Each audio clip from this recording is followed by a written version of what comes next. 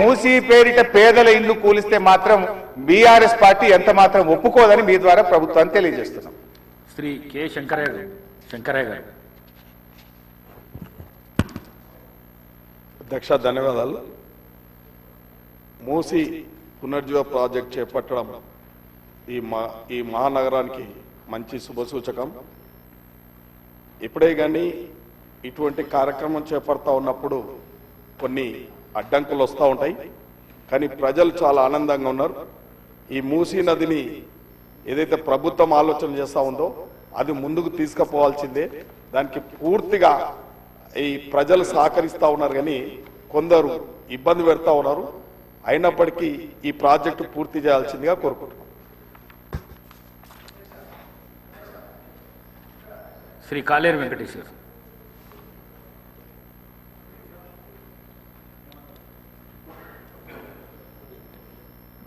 మొత్తము హైదరాబాద్ నగరంలో ఉండే కాన్స్టిట్యున్సీలలో అంబర్పేట కాన్స్టిట్యున్సీ మూసీ ప్రవాహక ప్రాంతంలో 5 కిలోమీటర్ల వరకు ఉంటుంది అధ్యక్ష. అయితే మన సహచర ఎమ్మెల్యేలు గత 10 సంవత్సరాలలో ఏం చేసిండ్రు అంటున్నారు అధ్యక్ష. నేను వాళ్ళందరికీ మా బ్రదర్స్కి అందరికీ రిక్వెస్ట్ చేస్తున్నా ఏంటంటే, మీరు 2 సంవత్సరాల నుంచి రిపీట్ చేస్తూ ఉన్నారు. ఈ గత 10 సంవత్సరాల గురించి మర్చిపోండి.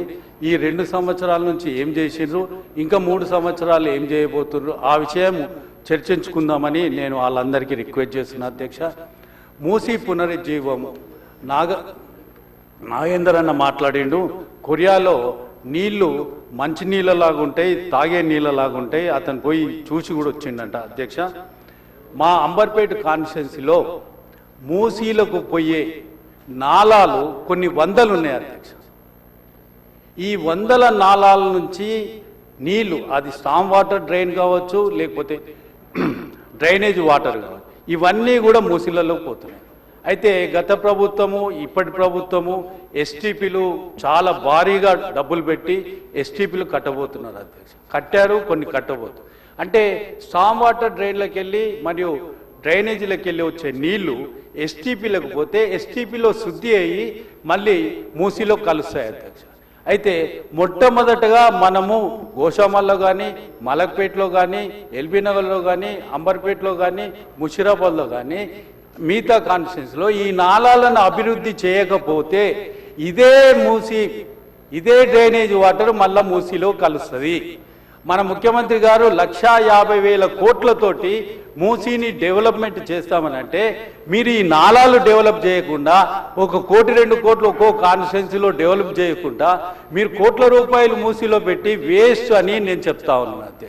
ముందు మీరు కాన్స్టిట్యున్సీలలో, గల్లీలలో స్టామ్ వాటర్ డ్రైన్లు, తర్వాత డ్రైనేజ్లు ఇవి స్టడీ చేసి వీటిని మొత్తము ఎస్టీపీలలోకి ఎట్లా పోవాలి, ఆ ఎస్టీపీలలో ఎట్లా శుద్ధి కావాలి, ఆ తర్వాత మంచి వాటరు మూసీలో కలవాలని మేమందరం కూడా కోరుతా ఉన్నాం.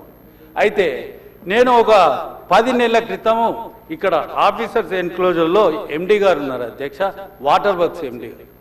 10 నెలల క్రితము మా దగ్గర ఒక 10 కోట్ల రూపాయల వర్క్స్ డ్రైనేజు స్టామ్ వాటర్ డ్రైన్లకు నేను అప్లై చేస్తే, ఎస్టిమేషన్స్ ఇస్తే ఈ రోజు వరకు కూడా శాంక్షన్ చేయాలి. మీరు లక్షల కోట్ల రూపాయలు పెట్టేది ఎందుకు అధ్యక్ష? కాన్స్టిట్యున్సీకి ఒక 10 కోట్లు పెట్టి ముందు డ్రైనేజ్ వ్యవస్థ సరిగ్గా చేయండి. అది చేయకుండా మీరు 1,50,000 కోట్లు మూసీలో పెడతా అంటే దానికి ఏమన్నా అర్థం ఉందా అధ్యక్ష? ఒక్క కాన్స్టిట్యున్సీ ఏదైనా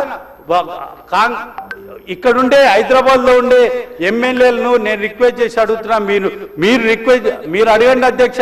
ఒక్కరికన్నా 1 కోటి 2 కోట్ల రూపాయలు మా ఎండి గారు వాటర్ వర్క్స్ వాళ్ళు ఇచ్చారేమో అధ్యక్ష. 6 నెలల నుంచి అతని దగ్గర పెండింగ్ ఉంది. మీరు మూసీని ఏ విధంగా పునరుద్ధరిస్తారు అధ్యక్ష? మూసీలో గబ్బు వాటరు ఇవన్నీ మా ముషిరాబాద్లో, అంబర్పేటలో, మలక్పేటలో ఇవన్నీ తిరుగుతూ ఉన్నాయి. పార్టీ ఎమ్మెల్యేలను అడిగారు. ఇంత ఘోరం వ్యవస్థ ఉన్నప్పుడు మీరు ఎండి గారు ఏం చేస్తున్నారు అధ్యక్ష? మేము పోయి బతిలాడినా కూడా, రిక్వెస్ట్ చేసినా కూడా ఆయన శాంక్షన్ చేయడు. ఏమని సంవత్సరం నుంచి మేము తిరుగుతా ఉన్నాం. మీరు మూసి పెద్ద ప్రాజెక్టు పెట్టుకున్నారు. పెద్ద మా నాగేందర్ అన్న, మల్రెడ్డి రంగారెడ్డి అన్న చాలా గొప్ప విషయాలు చెప్పారు. మేము కూడా అంగీకరిస్తున్నాం. మాకు 5 కిలోమీటర్ల వరకు ఉన్నది. మూసి డెవలప్ చేయండి, మేము మీ అందరికీ సహకరిస్తాం. కానీ మూసి ఎప్పుడు డెవలప్ అవుతుంది అధ్యక్ష? ఈ నాళాలన్నీ, ఈ మురికి నీళ్ళన్నీ, ఈ డ్రైనేజీలన్నీ మూసిలో కలుస్తాయి. ఆయన శాంక్షన్స్ అయ్యాడు. మీ ద్వారా నేను ఈ రోజు రిక్వెస్ట్ చేస్తున్నా, తన దగ్గర 10 కోట్ల రూపాయల పెండింగ్ ఉన్నాయి, అవన్నీ శాంక్షన్ కావాలని మీ ద్వారా నేను కోరుతా ఉన్నాను. మంత్రి గారిని కూడా రిక్వెస్ట్ చేస్తా ఉన్నాను. డాక్టర్ రామ్మోహన్ రెడ్డి గారు.